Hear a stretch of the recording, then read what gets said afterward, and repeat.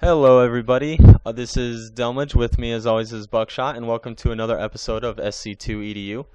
Sorry we haven't casted in a while. I've been out of town recently and we've been busy and you know how it goes. But anyway, we're back to casting, and today we have a Zerg versus Terran matchup with Omnigrowth as the red Zerg player in the bottom right, and ShotgunD as the blue Terran player up here on the top left. And if you notice, we're speeding up the action a little bit because it's a 35-minute game, and we don't want to bore you guys with these beginning build orders and stuff. It's all pretty common. So yeah, we're going to be skipping through where we can. Immediately though, right off the bat, something I just know ShotgunD needs to do is get his orbital command earlier. Terrans, I'm pretty sure almost everyone knows this, but really make sure you get your orbital command at 15 or 16 supply, because you really want those mules as soon as possible. Also, if you're going to start a block off, might as well just finish it off with that second supply depot. But it looks like ShotgunD is going to go for some sort of 2-rack, either expand or aggression. But he got his gas, so that's a little curious to me. If you're going for something like an expansion build, there's no reason to get gas, because it's just you're losing mining time of minerals, and you're losing and you lost minerals on building the actual refinery. If we look over at Omnigrowth, he went for it looks like he went for a 14 pool first and into a hatchery expansion. So pretty safe opener, and looks like both players not really up to too much here. It looks like the Terran player going for some sort of marine early pressure. We're going to speed up here again.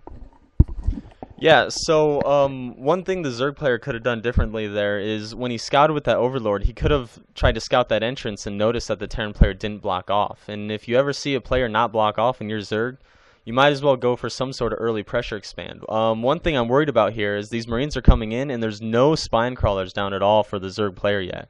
This Queen's going to get sniped pretty easily. We got a couple Zerglings coming out, but they're not going to do anything. This second Queen up top is not going to be able to do much. Some spine crawlers really would have helped out the Zerg player here. You get that early spawning pool, you might as well throw down one spine crawler in your main base, and then once your natural pops up, you can always move it down to the natural. Instead, we just have, it seems like the Zerg player is just sending in units one at a time, which is the worst way to do. If you're gonna try and hold this off, you want to build up your units so that you can get a good swarm, a good surround, and you definitely don't want to just walk your queens in. He's already lost 2 queens to this batch of, what, 8 Marines or so? And now ShotgunD's just streaming in more Marines. This is a perfect play of what the Terran should be doing. He sees this weakness in the Zerg army, so why not come in, throw down a bunker, start putting the really heavy pressure on while you get to tech up nice and safe in your base while the Zerg player is playing defense this whole time. I know something ShotgunD is doing really well here. If you look at our production tab, he is researching stim packs when he pushed out. So definitely something you can use this opportunity to attack. Now, see, overextending himself just a little too far there. And what he should be doing here is just stand right about here and start blasting down this hatchery. I mean, why not? Get some free hits on there. But it looks like he's setting up a light bunker contain. I know a lot of Zerg players out there recently who like to watch streams do what is called the Spanishiwa style, where you try to just defend with a lot of Zerglings and a lot of queens, but using your queens one at a time and without any spine crawlers, especially against a 2-rack aggression like this. If you're a Zerg player and you use your Overlord to scout or use a drone to scout and you see 2 naked barracks, you can probably bet there's going to be a lot of Marine pressure coming your way. So a couple extra Zerglings, maybe a couple extra spine crawlers, and an extra queen when used correctly and not just running in at one at a time. If you notice here, actually, all the SCVs are actually following one SCV. You really got to watch out for that. Always, he's losing so much mining time. That is 1, 2, 3, 4, 5, like 6 SCVs in there not mining. That is massive. You'll notice our Zerg player also right now, he's not building anything. He has no production. He has 400 minerals, 500 minerals now. He has a Baling nest. There's no reason why you shouldn't transform these Zerglings into Baling, especially against basically all Marines. And instead, looks like he was trying to wait for a roach den, which isn't a bad idea to try to get rid of a block, but to fully bust a bunker contain, you're probably going to want some Balings to get rid of the Marines outside. And something really smart ShotgunD is doing, he's expanding under this pressure. There's no safer time to expand when you have your opponent on the contain. Yeah, so I'm really liking this play by ShotgunD. I'm really liking the early expand, or not the early expand, but the expanding while he has the Zerg player confined like this. It's a really good idea. Now these Marines are getting in. Oh, okay, he transfused it with the Queen, but still he has to waste energy on that transfuse. Look at the range here. Yeah, and that if you guys notice, the range of the bunker increases when you, or the range of the Marines increase when they're inside a bunker. They were able to shoot. No, he just moved it to. Or what? See, what we did notice that Zerg player, he moved the spine crawler into a position where the bunker was able to shoot it. I mean, the spine crawler has greater range than the Marines, so why wouldn't you just put the spine crawler back here a little further and outrange the Marines and poke down the bunker? There's no reason to lose that spine crawler if you have a range advantage. But he did have really good bailing play there and take out all the Marines, and that's exactly what you need to do against a very Marine-heavy army. Yeah, and that transfuse wasn't really needed if you would have kept that spine crawler further back. So as we can see now, it looks like the Terran player might actually be at a disadvantage now because he didn't really, he has his other base up and running, but the Zerg player's had his other base up and running this whole time too. I just feel like with the Zerg player's composition now, with the Banelings and the Roaches out on the field, this is actually a pretty strong army, and I feel like he can do a lot of damage to the Terran player right now. He does need Zergling speed though. That's one thing he's missing that's very vital. It's on the way, but it's not finished yet. If I was him, I would wait until the Zergling speed finishes before I make this push that he's getting ready to make. Oh, and the tank sees him up on the high ground there, so he's going to have to back up here a little bit. Siege tank isn't finished yet, but it's going to be finished very soon. And we also have some Vikings out on the way that could be very useful for taking out some of these overlords, as long with providing the siege tanks with some sight. As you guys know, is still doing this follow thing yet again. Also, what I was about to just say though is, as you guys know, we've talked about this in our other games, siege tanks actually have more range than what they can see. So getting some sort of air unit to follow the siege tank around, whether it's a Viking or a medevac or anything, that actually helps a lot with siege tank range, and it gets you that extra 1 range, which actually makes a pretty big difference in this game. Now, you'll notice that just this huge mistake. You have to watch out for this. Don't make, that's so many SCVs following one SCV. You also notice his saturation.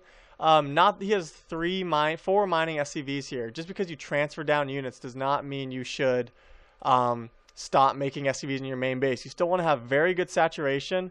You want to have at least, at the bare minimum, 16 harvesters per base. Optimal is what is it? It's 30 SCVs total with gas, with both geysers running, so 24 on the mineral lines. But at bare minimum, you want 16 per base. That gives you the optimal saturation evenly across bases. Our Zerg player, I don't think he knows about this gold base, and a Terran with a 3rd gold against a Zerg with only 2 bases, and his saturation is very poor as well. And he has 1,300 minerals right now, and he's dropping a Hydroden infestation pit and a spire, so he's getting a lot of tech. But with over 1,000 minerals, you should easily be able to spend 1 whole round of your money on drones and get some expansions going. It seems like a lot of problems. 12 roaches instead. Yeah, instead he built 12 roaches, wasting that larva. I would have built drones there, especially because the Terran player isn't moving out anytime soon. I don't think these SCVs still following. These SCVs, I think, are finally done following each other around. But now he has no SCV. Now there are no SCVs at this base. You want to have good, even saturation, because say some Bailings roll into here, and 2 Bailings go off there, 1 goes off there. All your SCVs are dead, and you have 0 mining going on here. Another thing we're noticing is a lack of scanning, or not scanning, scouting on both players' parts. For the Terran player, it could easily just be 1 scan. Just trying to figure out what your enemy's unit composition is. As you can see, a minute ago, our Terran player had Hellions coming out, and he was researching Blue Flame.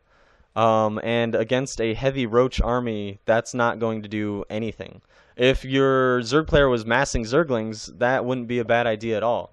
You put the Hellions right next to your siege tanks, and then when the Zerglings try and come in for a surround on the siege tanks, the Blue Flame Hellions just light them up. It's actually a very strong strategy, but against this Roach-heavy army, it's not really going to do anything. And once again, the Zerg player doesn't even know this gold base is here and just walks right by, where he easily could have taken that out and taken out the blue player's entire economy because of these SCVs all being in the same spot.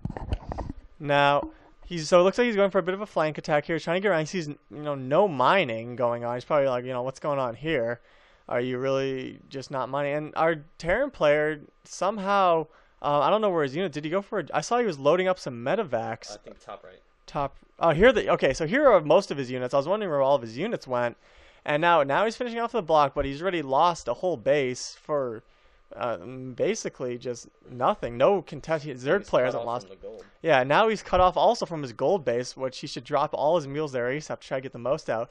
But here comes a very effective drop just because of how many numbers. These tanks should siege up right away, actually. And now, see, here comes the Zerg player finally scouting this, and this is where all the money is coming from the Terran player. So our Terran player is going to be in a lot of trouble right here.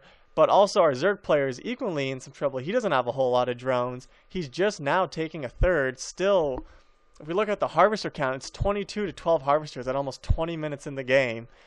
You should probably buy this. You should probably have about anywhere from 40 to 50 harvesters and still have the same amount of army strength. So obviously, just at lower levels of play, just the macro just isn't there, and that's always something you can work on.